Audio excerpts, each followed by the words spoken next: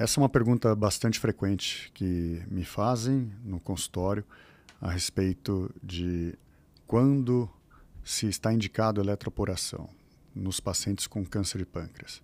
O câncer de pâncreas, ele é um tumor onde 1/3 é diagnosticado numa fase inicial.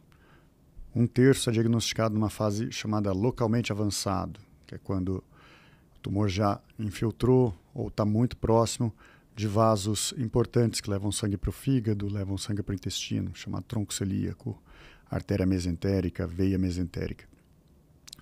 E 1/3 é diagnosticado numa fase ainda mais tardia, onde a gente já tem nódulos no fígado, às vezes nódulos no peritônio ou no pulmão, são os tumores metastáticos. Então, 1/3 no estágio 1 e 2, 1/3 no estágio 3, esse localmente avançado, 1/3 no estágio 4. A eletroporação é um tratamento que visa o controle local do tumor. Então, é como se a gente pensasse na eletroporação substituindo a cirurgia. Quando que ela acaba sendo indicada? Quando faria sentido você operar, mas você não pode. Então, neste contexto, é onde a gente pode vislumbrar o papel da eletroporação. Então, naquele paciente que tem um tumor pequeno, ressecável, esse paciente deve ir para a cirurgia. O câncer de pâncreas, o melhor tratamento é o tratamento cirúrgico, mas infelizmente só para uma pequena parte dos pacientes, os que são diagnosticados nesses estágios iniciais. No paciente que é diagnosticado no estágio 3, que o tumor já é localmente avançado, o que a gente recomenda? Esses pacientes começarem com quimioterapia. Então, se faz quimioterapia, são 2 esquemas, basicamente, que são os principais. Um esquema chamado FOLFIRINOX com 3 drogas. Um esquema chamado Gem-Abraxane, né? São 2 drogas. Esquemas parecidos em termos de eficácia.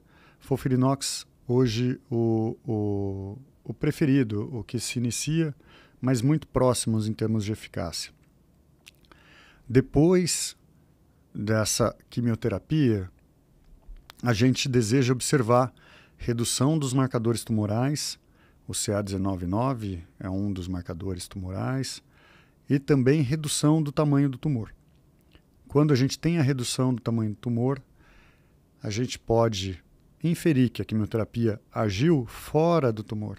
É um conceito bastante importante, que a quimioterapia a gente está preocupado, obviamente, em reduzir o tumor, mas a gente está preocupado principalmente em matar células que possam ter saído já do pâncreas, mas que a gente ainda não detecta nos exames de imagem. E aí é onde a quimioterapia tem maior poder, em matar células que a gente ainda não vê.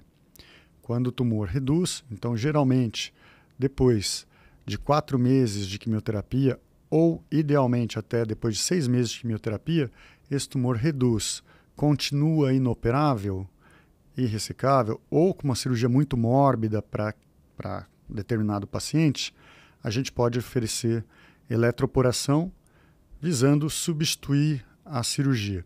Então, é um tratamento que a gente tem feito rotineiramente nesses pacientes que não são candidatos a operar. E é um tratamento que se faz, o paciente, a maioria deles fica internado um dia no hospital.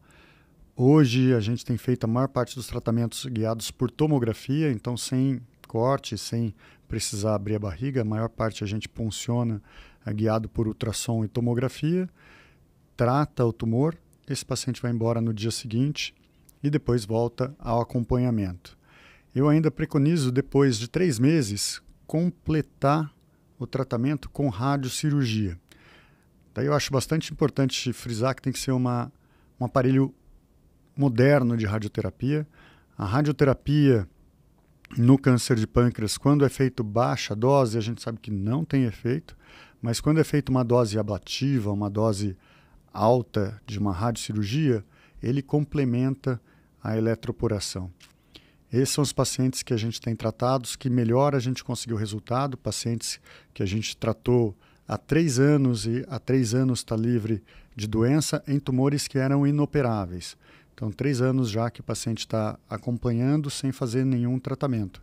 Isso é ótimo quando a gente pensa em câncer de pâncreas, né? Então, tem sido a principal indicação. Se a gente for falar de indicações menos usuais para a eletroporação, a gente poderia trazer os pacientes que às vezes têm um tumor ressecável, mas o paciente não é um candidato ideal à cirurgia. Então, vou dar um exemplo também de um paciente que a gente tratou, que ele tinha 86 anos e tinha problemas na artéria coronária. Então, ele descobriu um câncer de pâncreas num check-up do coração, fez uma arteriografia do coração e acabou, no mesmo exame, detectando o câncer de pâncreas.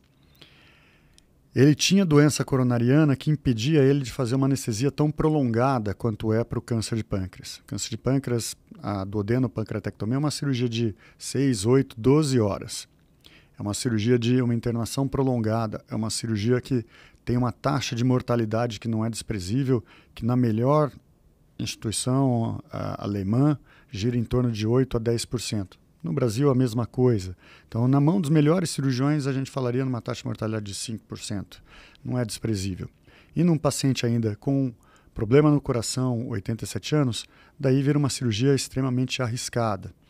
Então, esse paciente não foi candidato a operar pelas comorbidades, então, pelos problemas de saúde que ele tinha.